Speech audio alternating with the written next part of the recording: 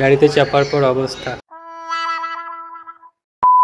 Hello everyone, তো দিনটা ছিল 26শে জুন 2026, আমার এক্সামের ঠিক আগের দিন। আমার সেন্টারটা পড়েছিল মধ্যমগ্রামে, যেটা আমার বাড়ি থেকে অনেকটাই দূর। সেই জন্য আমি আমার ভাইকে নিয়ে আগের দিনেই বেরিয়ে পড়লাম। আমি ডিসাইড করেছিলাম আমি আমার এক্সাম সেন্টারের আশেপাশে একটা হোটেল নেব, তাহলে এক্সামের দিন আর কোনো সমস্যা হবে না। তো টুকটাক রেডি হয়ে আমি বেরিয়ে পড়লাম। তো প্রথমে একটা গাড়ি করে নিয়েছিলাম স্টেশন অবধি যাওয়ার জন্য। গাড়িতে ওঠার পর আমি যতটাই খুশি ছিলাম, এরপর আমার অবস্থাটা তার থেকেও বেশি খারাপ হয়ে গেছিল, কারণ প্রচন্ড গা গোলাচ্ছিল এবং প্রচন্ড শরীর খারাপ করছিল। কথা বলা তো দূর, লিটারালি কারোর দিকে তাকাতেও ইচ্ছে করছিল না। যাই হোক, তারপর কোনো রকমের ট্রেনে উঠলাম। প্রায় 1.5-2 ঘন্টা পর আমার শরীরটা একটু ঠিক লাগছিল। বাড়ি থেকে বেরোলে আমি জানি না কেন কিছু খেতে পারি না, তাই সেদিন মোটামুটি আমার উপোস গেছিল। তো যাই হোক, শিয়ালদা স্টেশন পৌঁছেছিলাম মোটামুটি ওই রাত 8টা-9টা নাগাদ, আর হোটেল ঢুকতে প্রায় 10টা বেজে গেছে। তো এক্সাম কেমন গেল এবং তার কি রেজাল্ট বেরোলো, তার সমস্ত আপডেট আমি নেক্সট কোনো ভিডিওতে দেবো। দেখা হচ্ছে নেক্সট ভিডিওতে। বাই।